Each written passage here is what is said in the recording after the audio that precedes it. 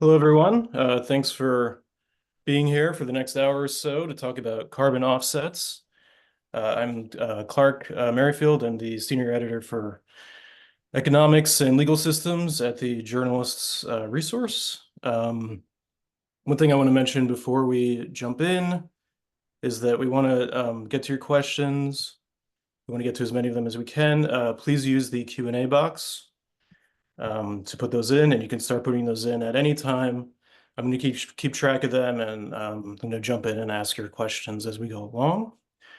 Our panelists are Grayson Badgley. He's a research scientist at CarbonPlan who studies the science underpinning carbon offsets. He received his PhD in Earth Systems Science from Stanford. And Maggie Koerth, who is editorial lead at CarbonPlan, who is an award-winning journalist with 20 years experience covering the intersection of science and society for publications including 538 and the New York Times Magazine. She's also a Harvard Nieman Fellow and a Berkman Klein Fellow, and a member of the board of the Council for the Advancement of Science Writing. Again, we want to get to your questions. Please start putting those in the Q&A box, and I'm going to turn things over now to Grayson and Maggie. Hi, thank you all so much for joining us today. This is a topic that can get really complicated. And so one of the things that we want to do before we talk a little bit about some of the tools that we've developed to make researching offsets easier is kind of walk through some of the basics of where offsets came from and how they work. And we're going to start that off today by telling you a little bit about the first voluntary carbon offset. This happened in 1989. It was a company called Applied Energy Services that wanted to build a new coal-fired power plant in Connecticut. But they also wanted to reduce their emissions. And the solution that they came up with for these two conflicting desires was the world's first voluntary carbon offset. Applied Energy Service went ahead and built their power plant. And then with the help of the World Resources Institute, they invested in an agroforestry program in Guatemala. So over a 40-year timeline, this power plant was expected to emit about 14 million metric tons of carbon dioxide.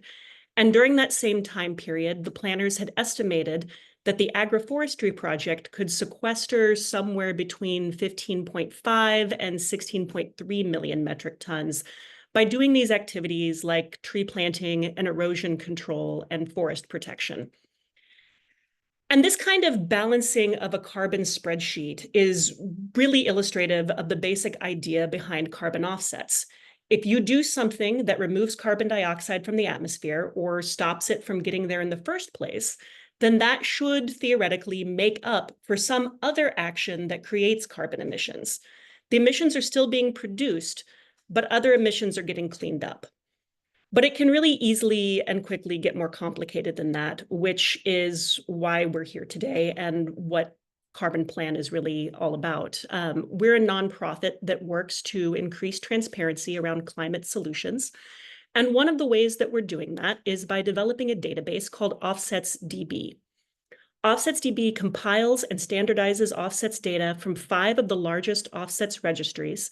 It's updated daily. It represents more than 9,000 individual offsets projects, and it really makes it easier to find patterns in data and investigate offsets.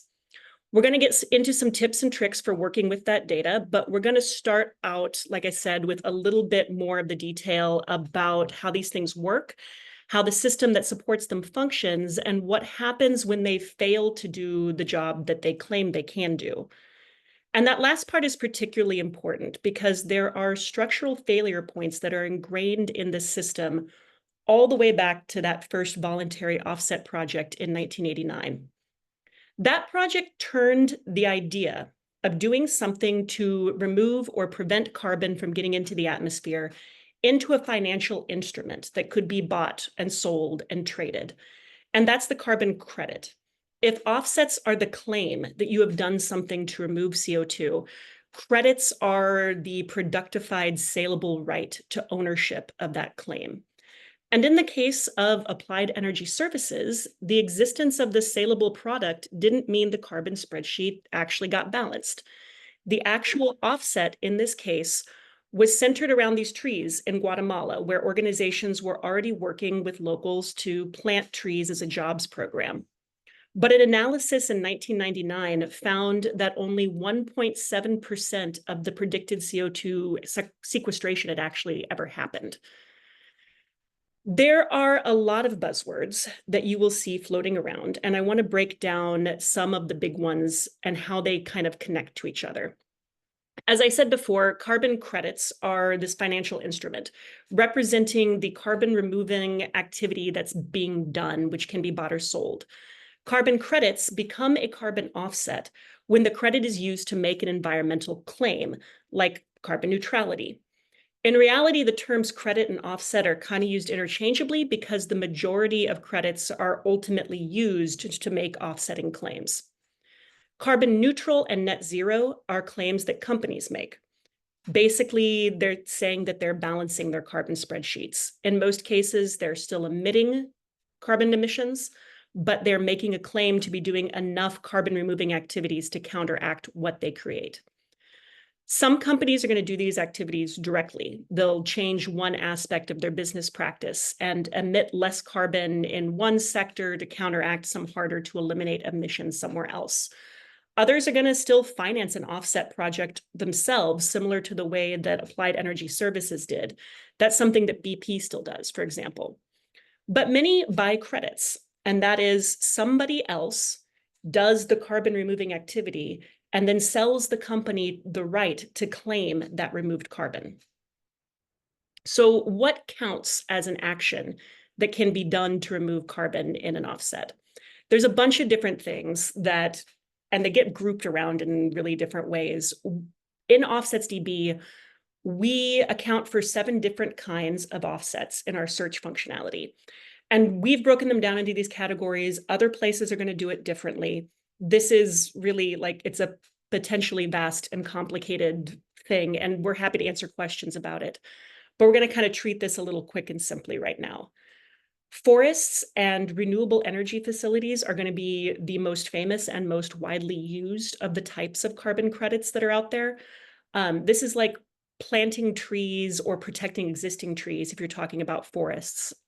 This is also one of the places where the idea of counterfactuals comes in. And that's something that matters a lot to offsets on the whole, because a lot of this is going to be based around both trying to see what you have done and trying to estimate what would have happened if you hadn't done that thing. So if you're protecting a forest, you know that the trees didn't get cut down, but you also have to have some idea of what would have happened if you hadn't protected that forest.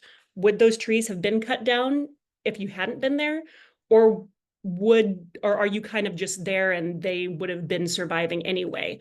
Counterfactuals are this really important part of offsets because you're always asking what would have happened without the carbon financing. Another one that I kind of want to get into in a little bit more detail here is the issue of other, because the other categories can be a little bit confusing. In OffsetsDB, this can include a lot of different things that are just kind of hard to categorize as any single type of action.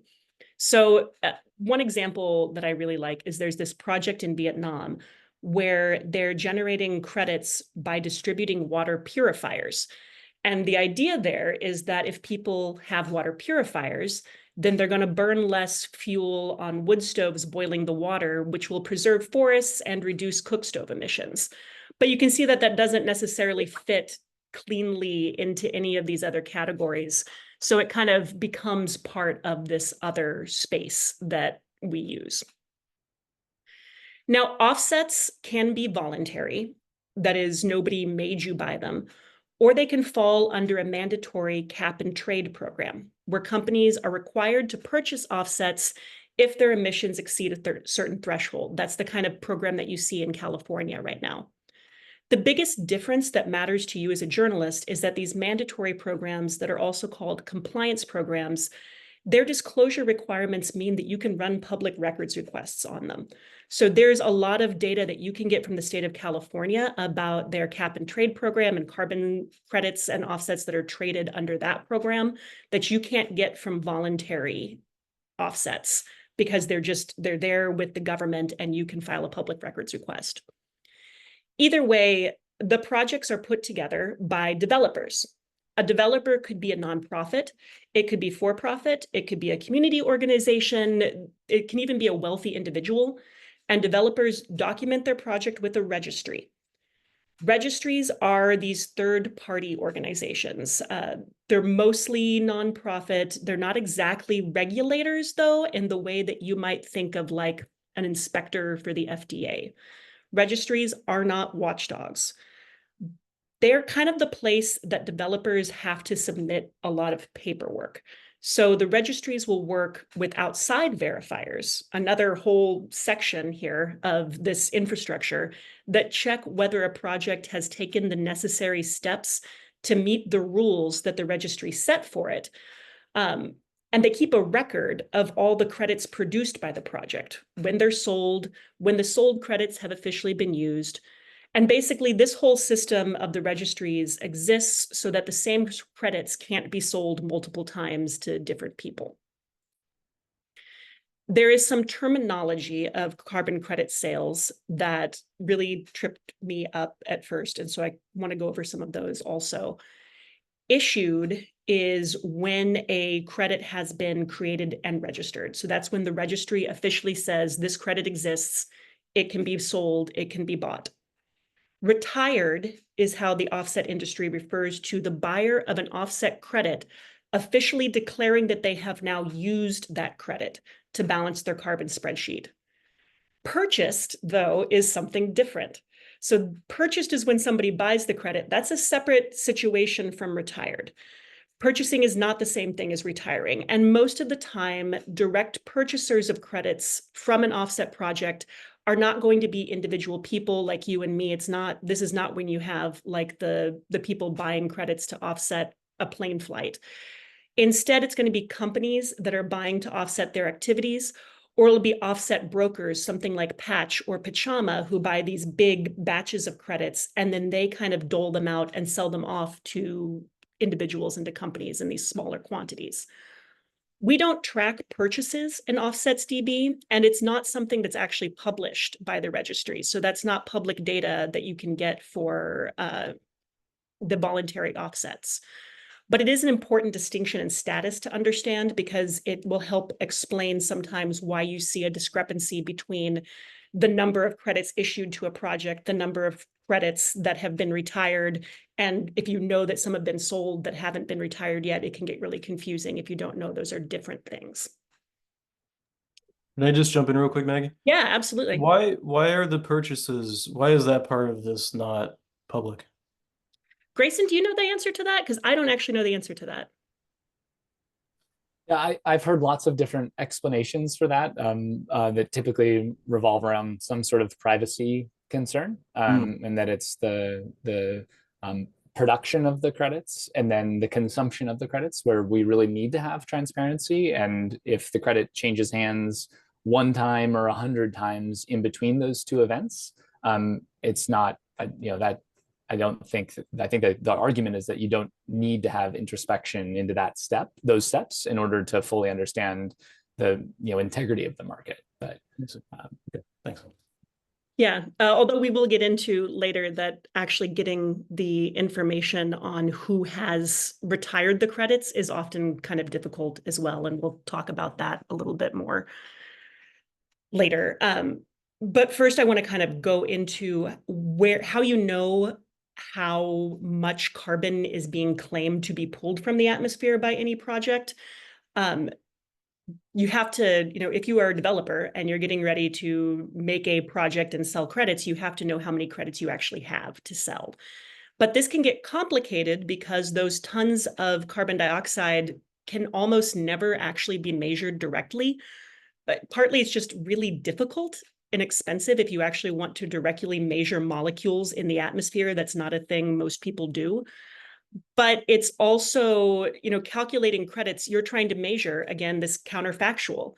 What would have happened in an alternate reality where the carbon credit was not created? So these actual measurements of carbon reduction and the creation of credits based on that reduction, it's all kind of a construct. And what those constructs are based around is something called protocols. Protocols are these sets of rules. The registries develop them, or in the case of California, the state develops it. And they're just these, they kind of determine how projects measure their CO2 reductions. There are many, many different kinds of protocols out there. If you're developing a project, you're just going to choose one, and that's what you follow, and that ends up involving which registry you're registered with. But then you're bound to follow the rules of that as part of the process of documenting that project with the registry. Registries are responsible for making sure projects follow the rules, but registries aren't centralized, so that data can be really hard to track down if all you know is the name of a project. And I'm going to let Grayson kind of talk a little bit more about this and what those searches can look like and what we hope we have done to make that a little easier. Great, thanks, Maggie. I'm just going to rearrange some heads on my screen here really quickly. Hi, everyone. My name is Grayson, and I'm going to take over here and start talking a little bit more about OffsetsDB and sort of what some of the things that you can do with it. So let's pick up where Maggie left off, and let's just sort of imagine a world of where you've gone to a city council meeting or something like that, and you heard someone at the city council meeting say, we are net zero for the year 2023. And in order to make this claim, we bought some offsets, and we bought offsets from Hawk Mountain. So you write that down in your notes, and now you need to go, you're saying, oh, what protocol does it use? How many credits is it? How many credits is it generated? Where is it located? Typically, how you'd go about that, or how I'd go about that, is I'd just go to Google and I'd put in Hawk Mountain offsets. And when you do this, a bunch of results come up, and you can see I've actually clicked on these. And typically what happens is the first few results that you're going to find in Google or any search engine are going to be sort of these kind of promotional materials. It's going to be either the project developer sort of explaining the history of the project, maybe some really nice pictures from the project describing how the project came into being. If we go back, there might be maybe someone who's sort of telling us a little, here's cool effect. This is a company that, sort of an offset broker, again, maybe giving us some information, maybe even offering us a button that says, buy now or something like that. But there's not much here that sort of is getting to quantification. There's not much that's here in terms of verification. There's not much here in terms of the actual production of offsets. In order to get that information, we have to go to these registries. We have to navigate these really complicated sites. OffsetsDB makes that first step of finding project paperwork a lot easier. I got to move heads again, sorry. All right. This is what OffsetsDB looks like. This is the website. So this is carbonplan.org/research/offsetsDB. So this is live on the internet. We're actually, this right now, what we're looking at is our website. So everything we're going to be doing is stuff that you can all do at home. And we're looking here on the right-hand side, we've just got a big list of projects. So we've got about 9,000 projects, a little over 9,000 projects in here. And on the right-hand side, you can see we've got all sorts of ways to search through these 9,000 projects.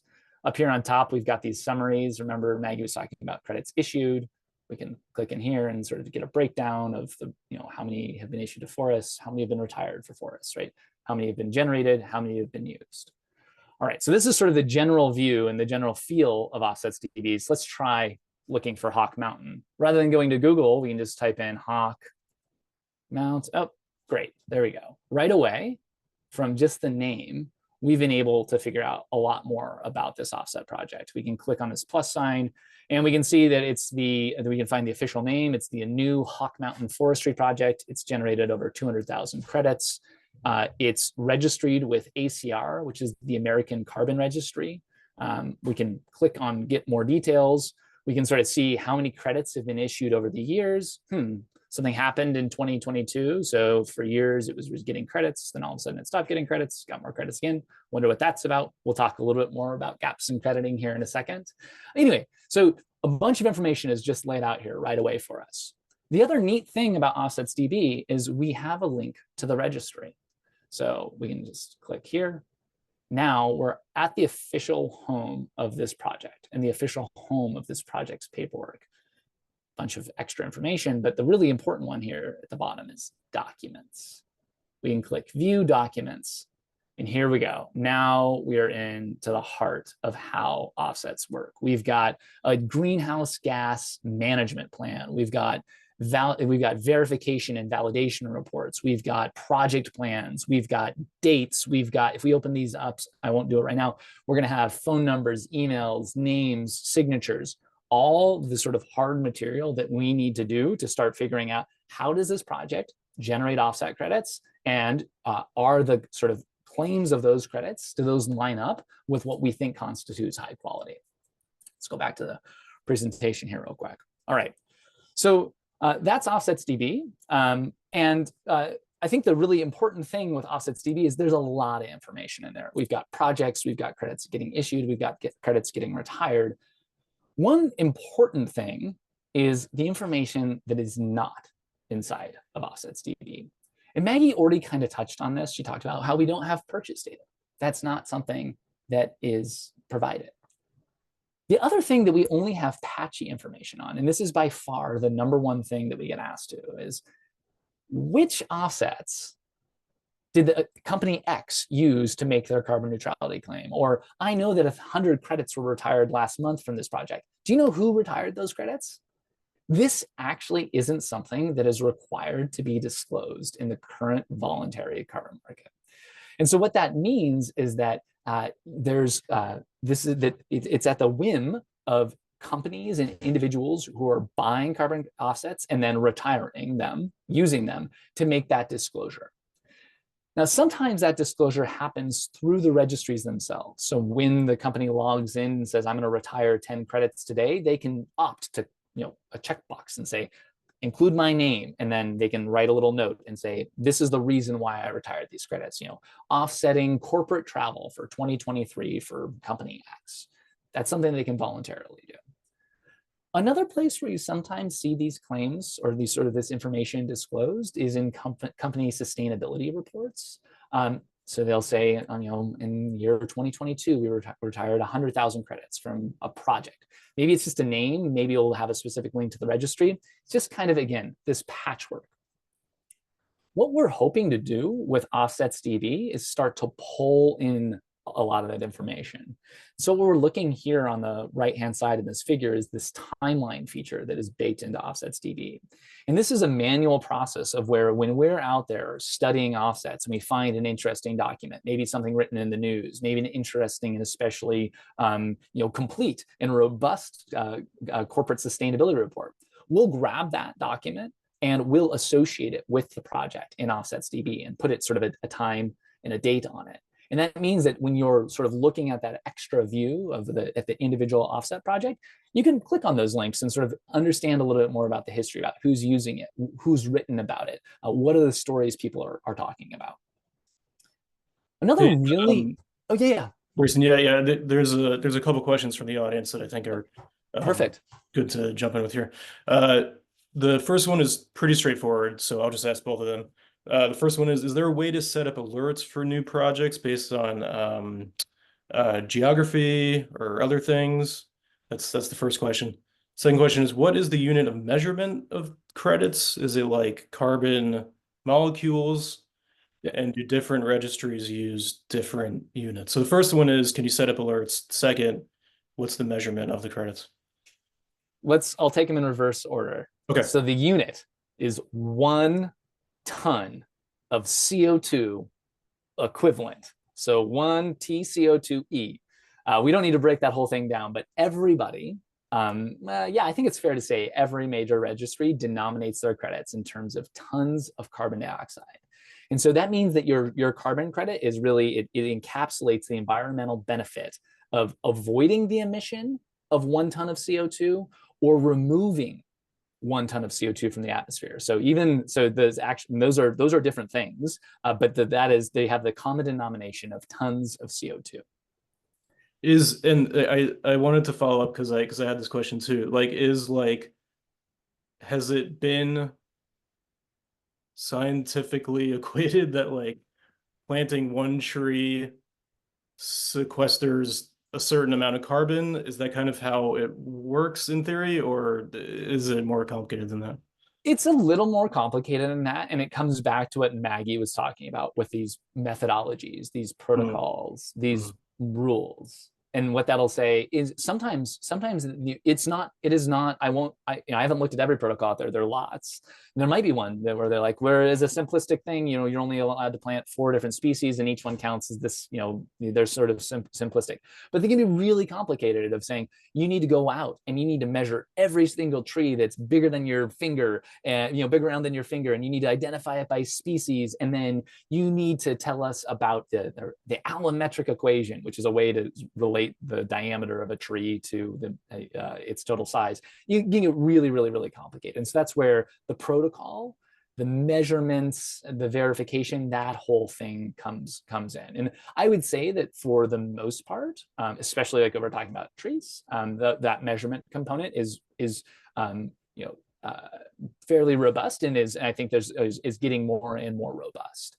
Just sort of like that physical measurement component. There are hard parts about it, but for the most part, that's like you can sit down and look at that and you're like, okay, I like this, or something. Yeah. Anyway, was there another part of that question? The other thing was, can you set up? Alerts. Yeah, alerts. Right now, you cannot set up alerts. We do have an updates feature that I can show off a little bit later, maybe. It is our hope that eventually you'd be able to sort of have like an RSS feed, for each individual project or geographies and things like that. But that's not something that we rolled out in our first version of OffsetsDB.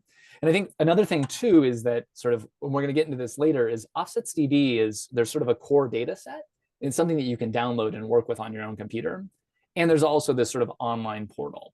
And so there's lots of different ways. So there might be ways that if you're really interested in a specific region, if there's someone in your newsroom that is more on the data side, could set up a thing to grab the fresh data, parse the file, and set up those kind of alerts for you. But in sort of out of the box on CarbonPlan's website, that's not something that we have right now. One more question here. Over what timeline are the carbon offsets valid? So like say the Guatemalan forest was 15 MMT over 10 years, but then the forest burns down 3 years later. So does OffsetsDB monitor these credits over time? And how do the issuers or OffsetsDB prove the additionality of the offsets? Well, yeah. So OffsetsDB is a tool to start asking questions about additionality, but there's not sort of an additionality, is additional checkbox that's sort of associated with specific offset credits. And for folks who aren't as steeped in the jargonese of offsets markets, additionality is that what Maggie was talking about earlier about, what would have happened if the project hadn't taken place, right? Would have the trees been chopped down? Because you only want to pay people to do new actions. You don't want to pay people to keep doing what they were always planning on doing, because in that world, you're not generating new climate benefits. In terms of the valid period, credits, once they're created, tend to be sort of treated as immutable, sort of that benefit is generated and produced, and the credit is good. Registries have all kinds of mechanisms by which they can sort of assuage concerns about things like wildfire or other things about credits being lost. The most common way of doing that is a thing called a buffer pool. And so if you have a project that is using soil or trees or something else that bad things can happen to it and it's carbon, what you do is, rather than sort of selling all of your credits, you're required to contribute some fraction of your credits into a kitty, into this sort of buffer pool. And that sort of sits on the side. So you've got this sort of reserve of carbon offsets that are sitting over here, administered by the registry. And if something bad happens to any one of the projects, the registry says, your credits were damaged. Sorry about that. We're going to replace them for you. We've got this pool over here of credits that we've approved. They're good to go. You keep using that credit that you purchased, and we're going to stand behind that with the buffer pool. So on face, that makes total sense, but it now raises questions about, is the buffer pool large enough? What's in the buffer pool? Is it the same credits? Do I liked the credit that I bought? Do I like the credit that you're going to replace it with? All of a sudden, we just are raising more questions. And I think I think the operation of these buffer pools is something that has received more and more scrutiny, and I think deservedly over the past several years. Is a bank run like in an analogy here that works? Like a bank is like, we have assets to cover a run of this amount. If like people want to take their money out of the bank, that's fine. Is that an analogous thing, or is this sort of different? I think there might be a little bit of a difference here, just in the sense that banks sort of have that sort of multiplier of where they'll hold $100 but loan out $1,000, and I don't really think that exact same dynamic is what's going on here with buffer pools.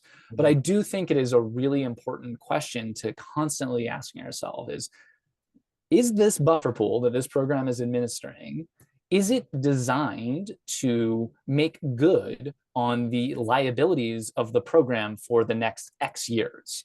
And I think that's a question. Yeah, that's a great question. Okay, I'll let you get back to it. All right. I was talking about sort of not knowing exactly who's retired carbon offsets. I think the last thing I wanted to say here is that there's more and more pressure and more regulation around disclosure of offset credits. And specifically in the state of California, last year there was a piece of legislation passed called AB 1305.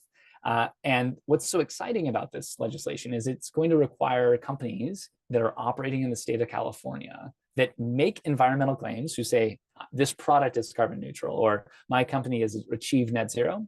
It's going to require them to sort of document how they make that claim and list offsets that they use that support that claim. So this is something that we're really excited about, and we're hoping to be able to sort of pull that paperwork and pull that information into OffsetsDB to sort of begin providing a more complete answer to this question of who retired that offset. All right, let's talk about a couple other ways that we can use OffsetsDB. And one of my favorite things about OffsetsDB is looking for patterns in the data. And I'm going to walk through two examples of patterns that we've found here at CarbonPlan that have led to interesting insights about how the carbon offset market works. The first, we're going to look about large swings in crediting. And so this is going to be a story about how we first realized that wildfires were destroying a lot of carbon offsets in California's compliance offset system. So this is sort of from year to year, large changes in the number of credits that were being issued. And the next thing I'm going to talk about is gaps in crediting. So this is sort of, rather than sort of being year to year variation of a project's receiving credits for years and years, stopping receiving credits, 3 years, 5 years, 10 years passing, and the project starting to receive credits again. And both of these patterns show us really interesting things about the claims that these sort of offsets are making. So several years ago, we built this tool, and this is a tool that is on our website right now, and that we're looking at live updating data. The gray patches that we are looking at are offset projects. The orange blotches are active thermal anomalies, as they're called. So these are wildfires for the most part that we're looking at. So we're here in California. If I zoom out, where you can see we're here in California. In Northern California, there's a big fire up here. So we're looking at that data. We can kind of zoom around and we can go and look at individual offset projects. And you can see that we actually have an offset project that burned this year. So the red are fire perimeters. There's nothing orange here, which means that these are fires that have already burned this year. But basically what we found when we were looking at the crediting data is that there was a number of projects that one year would receive 100,000 credits or 200,000 credits. And the next year it would be 0. And then the year after it'd be 100,000 credits. And we're like, wait, what's going on? What could be driving this pattern? And what we found is that sometimes 2, 3, 4 years after a wildfire had hit a project, the actual sort of ramifications of that fire was being reported out through project paperwork. And so what we did is we built this tool. We said, wait a minute, fires can affect and are already affecting offset projects. And in order to see it in the data, sometimes we have to wait years. So what we should do is let's just sort of make a map and keep track of, on a year-to-year basis, where the projects are, where the fires are, and this will give us more of an alert about when projects burn down. And this is a segue back to that thing we were talking about, the buffer pool, of we really wanted to understand what happens to these markets when projects burn. And so I've already sort of walked through those dynamics, but this is something that is an active conversation. It's something that, I mean, it's active in the sense of like, this is the Salt and South Fork fire that, you know, these are horrible fires that got into a little community here, really like tragic event. But, you know, this is, these fires are burning projects right now. And they have burned several projects in the past. And this is something that we first sort of understood the magnitude by looking at these changes in crediting data. But now we have another tool that sort of allows us to evaluate those dynamics a little bit more robustly through time. Let's give another example about patterns in the data. And this is actually an analysis that we published just last week. And this analysis had to do with gaps in crediting. So here's the pattern that we found. We're looking at 6 projects that are landfill gas projects. And so the way a landfill project works is garbage goes into the dump. It starts to decompose. It produces CO2. It produces methane. It produces a bunch of other really nasty stuff like vinyl chloride. Not very much of that, or from a percentage standpoint, but it's bad stuff. So what the landfills can do is they can gather all the methane. Methane's a very potent greenhouse gas. They basically put pipes out in the landfill, and they burn it. You burn the methane, that converts it to CO2, and CO2 is considered a less harmful greenhouse gas. And because these landfills are not required to collect the methane and burn it, it means that their action is voluntary. And so that change of methane to CO2, that has a climate benefit that can generate credits. So what we're looking at here is that in green is sort of the generation of credits. And so all of these projects started generating credits, and many of them generated them for years. And then all of a sudden they stopped receiving credits. And then sometime in the future, shown here in the gold, they started to claim credits again. And the pattern that we found was that if we went and looked at EPA data, which is shown here in blue, is that regardless of receiving credits, these projects universally continued to collect methane and burn it. So that means that raises this question about, what is the carbon financing actually doing? Why are these projects receiving credits again here in 2022 when they were very clearly capable of operating their gas collection systems, sometimes for as many as 10 years without carbon finance? You know, would that methane really credibly have been vented to the atmosphere? Do they really deserve credit here on the other end?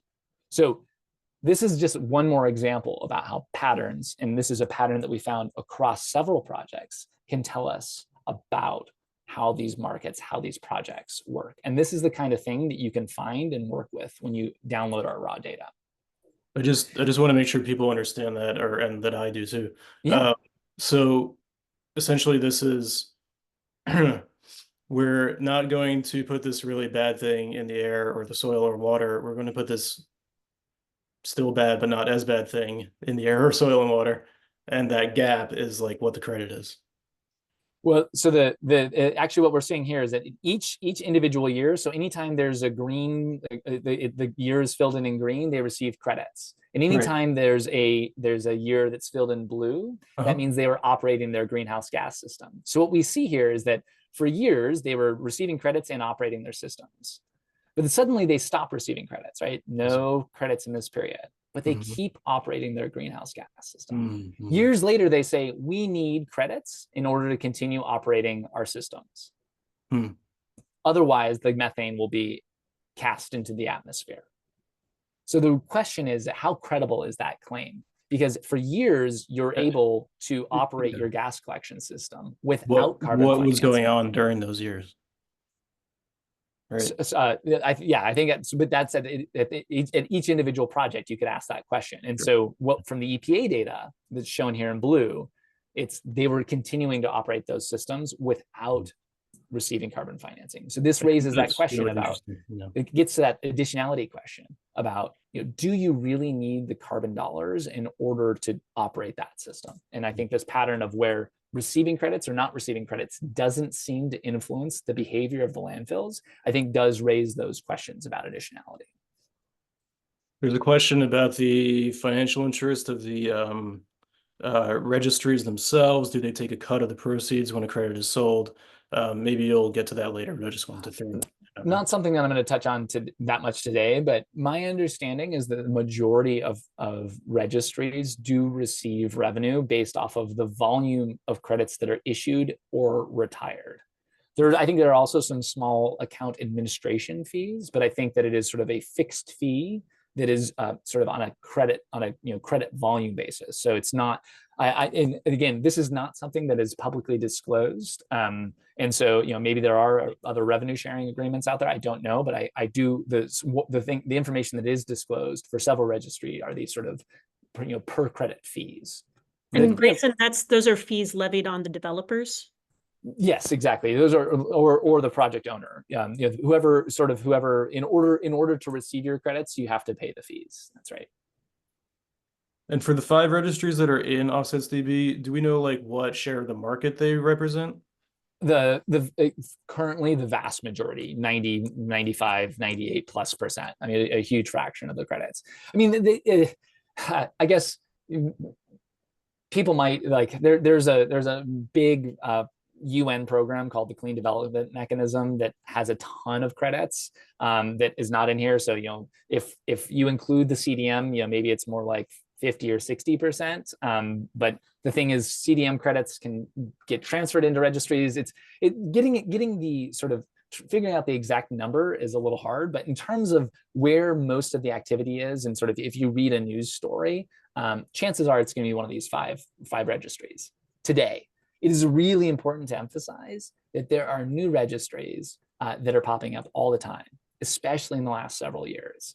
And that means that sort of dominance of these 5 or 6 registries that are out there, those sort of big ones, might change. And that's something that we're actively working on and keeping track of, and hope to sort of continue to add more data to OffsetsDB. Are there requirements for establishing a registry, or is it like fairly low bar to entry? I think that there are some industry standards and sort of best practices. There's various ISO standards around verification. And I do think that there are plenty of very, very sophisticated buyers in these markets that sort of have a minimum bar. There are also all kinds of voluntary quality initiatives that are out there. And so, yeah, I think that you could sort of just stand up your own if you wanted to. John Oliver did it on one of his specials a couple of years ago. He did make a carbon offset registry. So I think that was a little glib, which is that's fine. But I think that for the most part there are sort of best practices, and those I think are over time improving, and I think also still have a long way to go. And one more quick question, then I'll let you get back into it. But can OffsetsDB disaggregate forestry into finer categories such as A, RR? Is that something that's possible? That is something that is possible to do with the raw data. That's not something that's possible to do online. And in order to do it with the raw data, you might need to combine our data with some other databases out there. So folks who have worked with offsets might be familiar with the Berkeley data set that has an incredibly robust definition of these sort of subcategories within these sort of super categories that we've defined. It's very simple to sort of cross those 2 data sets together and then have that finer resolution data. Also something that we're very interested to bringing to the web tool, just sort of figuring out a way to do that that is automated and robust is something that we're continuing to work on. There's new projects that on a weekly basis, and so making sure that we have the ability to keep that categorization up to date with those new projects is something that has sort of prevented us from sort of rolling that out immediately. Okay, great, thanks. Okay, let's see what else we got here. I think that the take-home point I think about these 2 examples I provided is that there really is not an easy way to distinguish high and low quality credits. There are plenty of red flags, things that you really, these gaps in crediting, other things like that are, immediately mean I want to ask more questions. But there really aren't that many, green flags, I guess you could call them, for saying, oh, this thing is for sure like a robust and great project. There's some sort of rules of thumb that have floated around the market. So one of them is this vintage idea. So a vintage is basically what year was the credit generated? So when did the good environmental benefit, when was it created?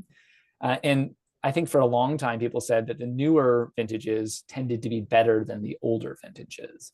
The idea being that credits that were generated farther in the past may have been developed under less rigorous standards, or in the early days of the market when practices were a little bit different. In practice, though, this isn't always a really great way to distinguish high and low quality. I think one of the things that is to sort of point that out is that projects can be very, very long-lived. So, for example, the Three Gorges Dam, the biggest power plant on Earth, generates carbon offsets. So it has offsets that are from 2016. I think that there's plenty of questions that people have raised about the quality of those credits. It also has credits from 2023. And so the 2016 credits have the same problems as the 2023 credits. So that sort of vintage year thing can break down. At the same time, newer protocols tend to be more robust. So there is a little bit of truth to the vintage thing. It's just, again, it's not a sort of tried and true rule. Another one that has been in the news a lot lately is this ongoing effort called by the Integrity Council for the Voluntary Carbon Market. This is ICVCM. And they've been doing a lot of really hard work to both make sure that the governance and sort of reporting practices of the registries sort of meets a minimum bar.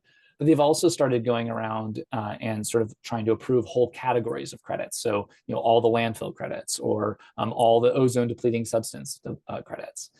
And I think that, again, here they're doing lots of good work to increase the minimum bar. But that landfill example that I walked through is actually taken from one of the protocols that was sort of given their sort of mark of high integrity and mark of high quality. And so even within those efforts to sort of raise the standard of the market, we're already seeing there to be quality concerns be raised. So basically, at the end of the day, you have to dig into the individual projects. It's the individual projects that matter, and that's where you can find interesting stories. I'll speed through the last bit of this. Is that one of the cool things about OffsetsDB is that you can work with the raw data. There's the web tool, a really good place to get started, but you can download the data.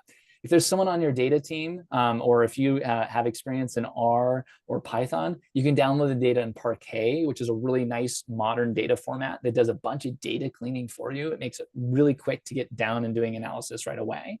But you can also download the data as CSVs. That means you can cross with the Berkeley data, you can do pivot tables, you can do any kind of transformations that you want. The cool thing about the raw data is that's the place where we start to put more information that might not be on the website.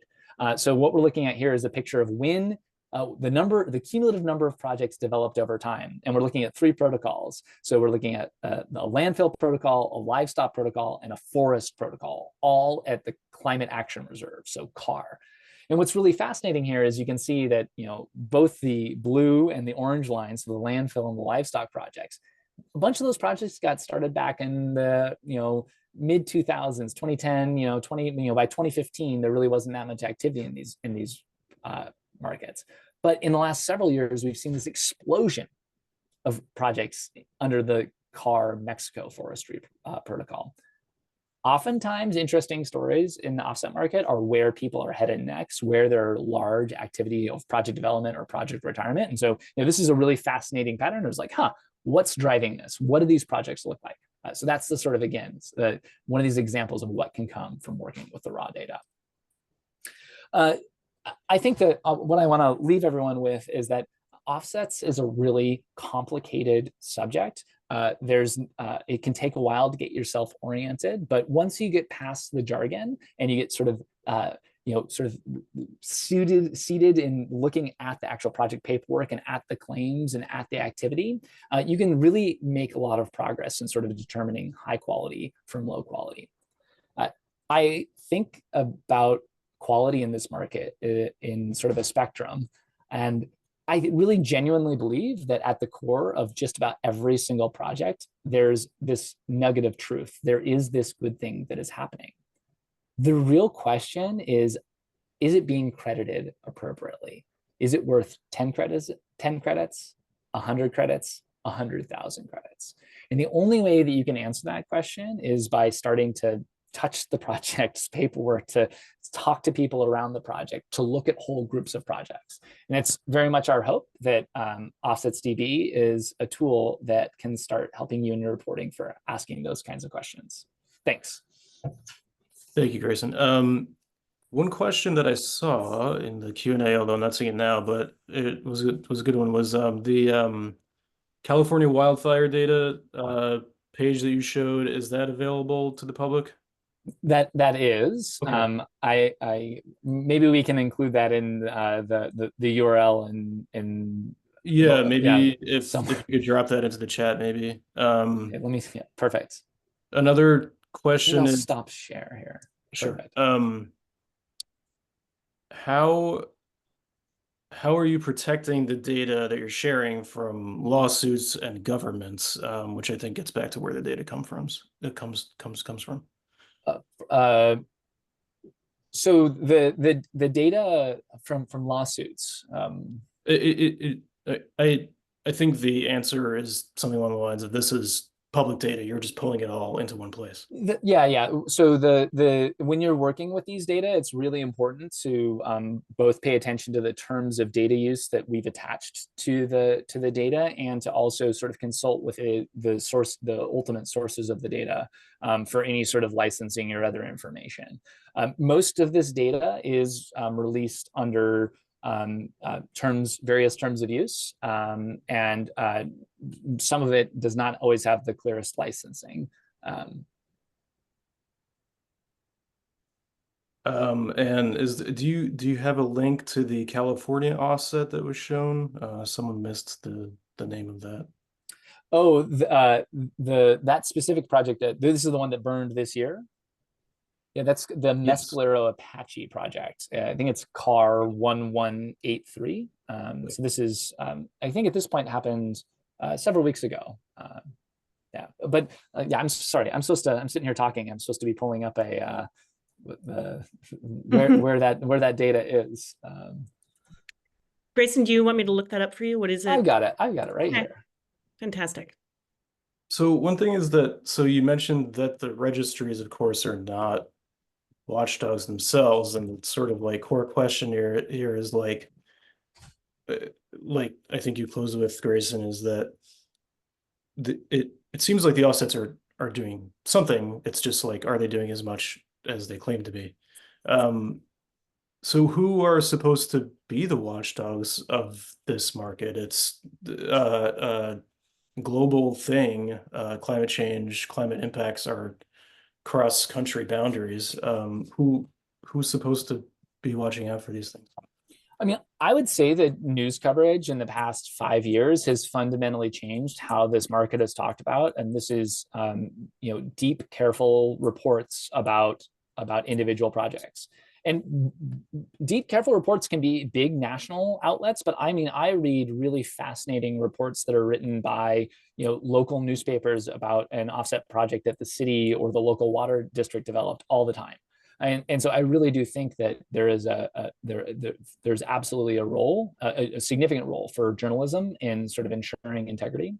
And then I do think that what we've seen is that in response to a lot of that, there have been a whole host of quality initiatives across the carbon market to make there be more confidence in how and in the claims that these credits represent. I also think that there's a role for government regulators about, as Maggie mentioned, these are financial instruments. And I do think there's more and more interest from regulators, both at the state and national level, to make sure that the claims that people are making based off of carbon credits are robust. And so I think it's a complex and changing place, but I do think that telling stories about how the market actually works is really allowing that quality conversation to evolve in a positive direction. And I think it'd be helpful maybe if we go back to something that I think you mentioned before, but um, you know, this is one of the most difficult things to understand is like, how do you identify the through line between the issuance of credits and their purchase, even though the purchases are not public, but the existence of the credits and then like the offset activities themselves actually happening. That's really like where the rubber meets the road. Like, are these things actually happening because of the offsets? Is like, do you have any tips, any advice for journalists who want to start to kind of like think about how to tell that story. I know that it's probably the toughest nut to crack in this whole thing. I mean, I think that Maggie, maybe you can jump in here too, but I really do think that project paperwork, talking with people around the project, I just think that there's a lot more to every one of these projects than a spreadsheet and a protocol and some numbers. I mean, I think like the place that if I was starting from the position where you guys watching this are starting from rather than from inside this research organization, I would be starting with pivot tables, honestly, like getting the CSV file of our data, something you can download directly and have everything. You know, it's updated daily, so it'll change over time, but you can have everything on the CSV file. And I'd start playing around with pivot tables, because the thing that has led me to stories and has led me to sort of understanding what questions I need to ask is usually like when I see something weird in a pivot table, where I see these gaps in crediting, where I see things changing over time. If I see like different projects in one place doing something that they're not doing in another place, you know, that kind of thing will start to pop up as you just kind of play around with the data. The easiest thing to do is just to kind of start seeing things that you don't understand and asking experts questions about them. And is it safe to say that folks can contact you both if they have questions? Absolutely. I think press@carbonplan.org is the right place to reach out. That'll come to us. Are the registries themselves, or rather, or let me ask this way: is the data that OffsetsDB is based on, are the registries constantly required to make that data public, or is there like some chance that one day they'll decide that they don't want to make that data? Yeah. I don't know if there's actually a requirement that it's disclosed. I think that it has been considered to be transparency has been a core part of this market since the beginning.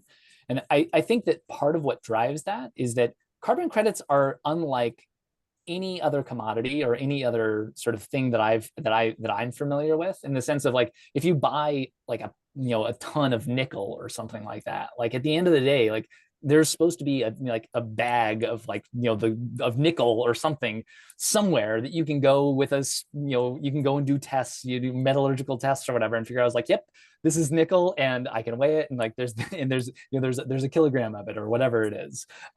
With offsets, there's just these claims, right? Or oftentimes there's these claims about, if I wasn't here, this other bad thing would have happened. I stopped that. The difference between that counterfactual and the thing that I did generates this credit. And so in order, the sort of measurement, it's not some bag of stone sitting in some warehouse. It's really at the project and the paperwork level of where the credit is generated. And so for me, it's kind of hard to imagine that there would be the data disappearing, but at the same time, I don't know if there's a hard and fast rule. Gotcha. In 2 minutes, if it's possible, I think that a good thing to close with would be the Rivian car company example, because that's something that came out of this database and became a news story itself. Maybe just a quick talk about that. Yeah, this was actually while developing OffsetsDB, and I think it goes exactly what Maggie was saying of just I was just looking through some data that we were working with, just doing a little bit of QA QC, and there was something that wasn't working, and I was like, oh, okay, I'll just grab a project and just like try and figure out why this isn't working. And I grabbed the project and it's just like Rivian something. I was like, whoa, Rivian has an offset project. And it turns out that there's paperwork, and I actually haven't followed up on this for a while, that Rivian has filed paperwork that when you use one of their chargers, whether it's one that's out in the world or even one that's in your own home, that the environmental benefits of sort of charging with their charger would accrue to Rivian, the company, as opposed to staying with the consumer. And this is a really kind of mind-bending example of where Rivian's saying that if we didn't produce the charger, then there wouldn't be an electric car. And so and it's voluntary. And so we're generating that benefit, and then we can resell it. The question I've always had is like, does that mean that when you charge your Rivian car at home, that you're not like, you're the owner of this cool new car, like you're not actually doing something for the environment. And so there's really interesting questions about ownership and action and counterfactuals, and what do we want to call meaningful climate action, all sort of wrapped up in this one little like Rivian appearing in the name of a project. So there's plenty of stories in here. Cool, great. Yeah, and that got some news coverage. I think it was last year, maybe. Yeah. Okay, I think we're gonna have to leave it there. To the question in the Q&A, yes, there will be a copy of the video. I'm gonna do a write-up of this session. So we'll have the video, we'll have my write-up, we'll have links for you. It's gonna take me a couple days, but we'll get it up on journalistresource.org, and we'll send a newsletter out about it. So sign up for our newsletter, journalistresource.org. Sign up for the newsletter and you won't miss it. I think that's it. Grayson and Maggie, so awesome to have you. This was great. And hope everyone has a great summer and a great rest of the day. And we will see you next time. Bye. Thanks.